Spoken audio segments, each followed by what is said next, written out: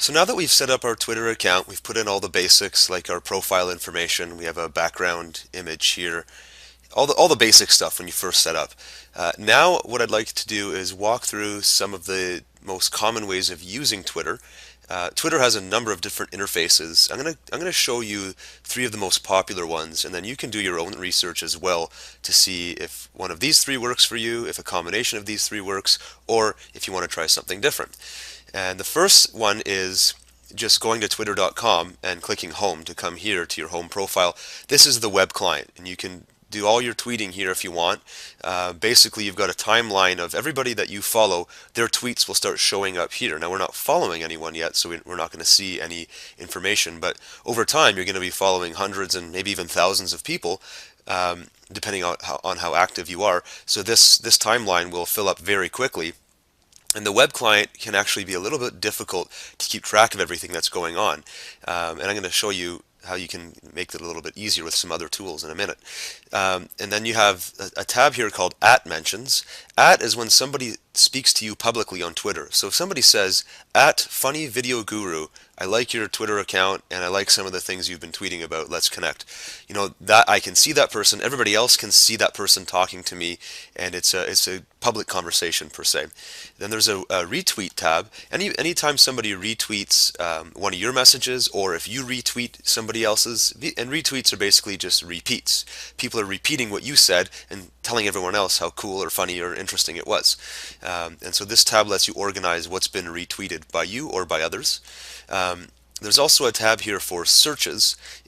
Twitter has a whole search section, which I'll be covering later, where you can search for different things. And Twitter is basically like a massive news feed happening online 24/7 all the time. And you can search for things. You can find people in real time who are talking about Krispy Kreme donuts or whatever.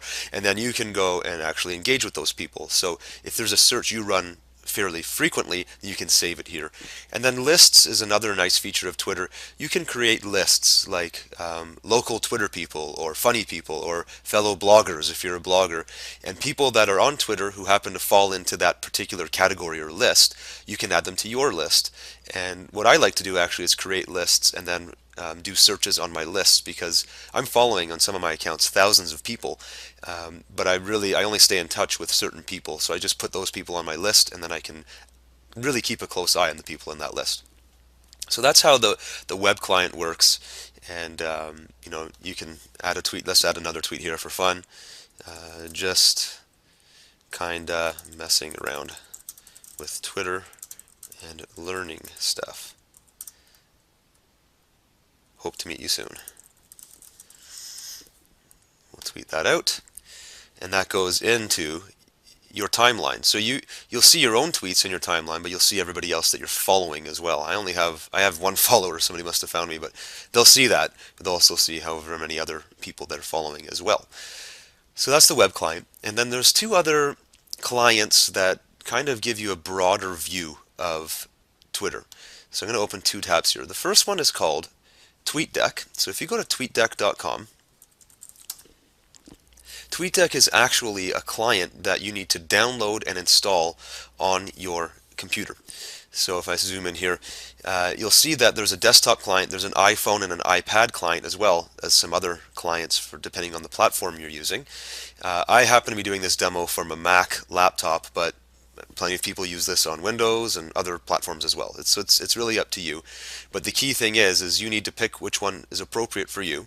I'm going to suggest, if you're watching this from a laptop, that you grab a desktop client and use it. But I will caution you and say that TweetDeck is a little bit resource intensive. And what I mean is that if your computer is a little bit older and doesn't necessarily have a lot of RAM or speed to it, TweetDeck might really slow your computer down. So you want to keep that in mind.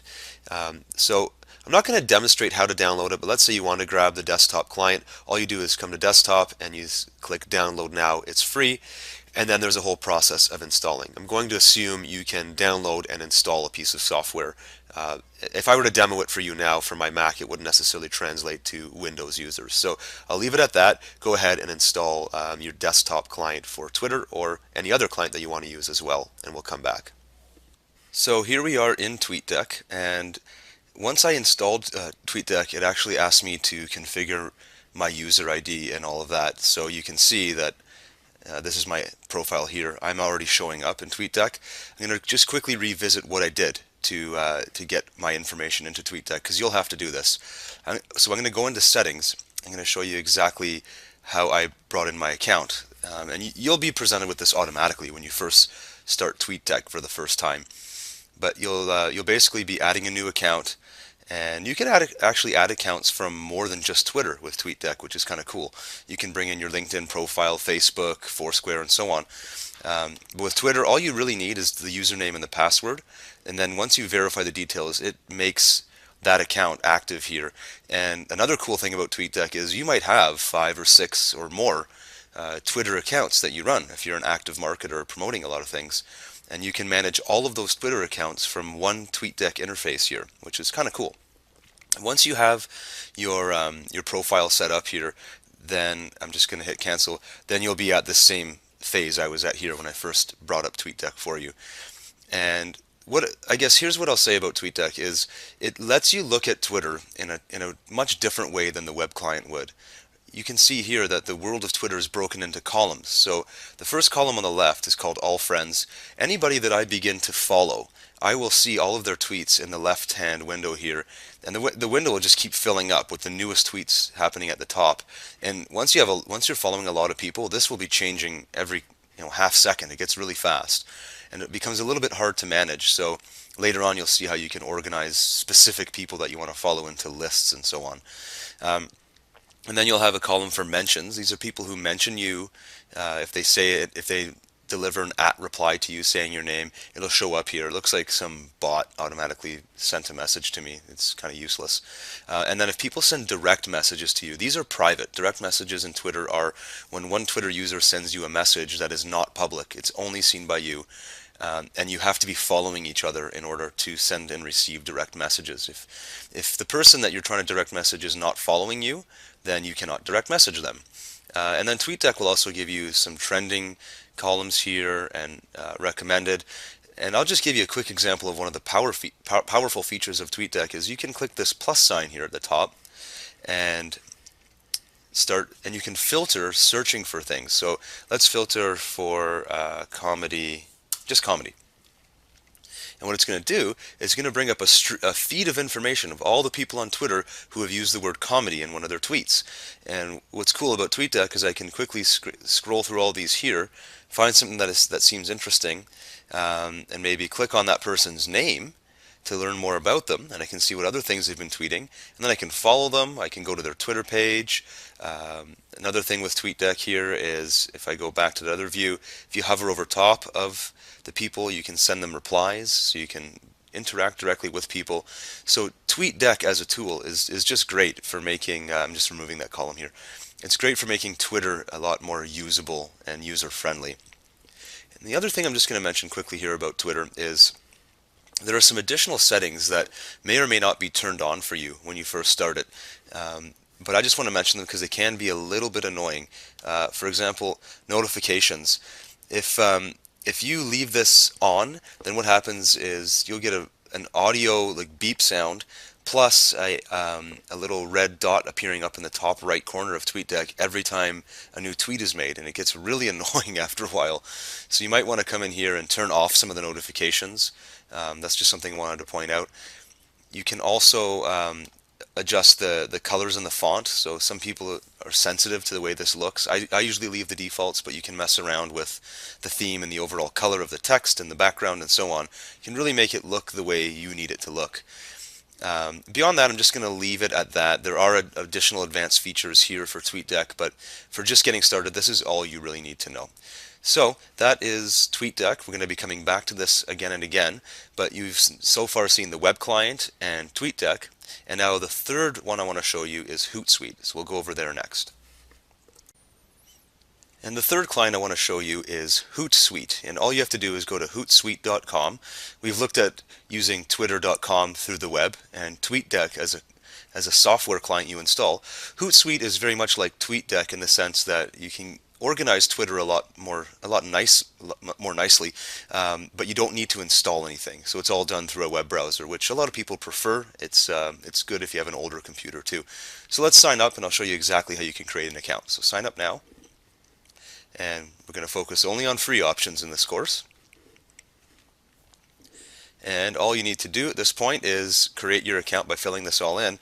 If you already have OpenID or any of these other third-party authenticators, you can use those accounts. So if you have a Gmail account or Google or Yahoo account or so on, I'm just going to do it the old school way here. And then you click Create Account.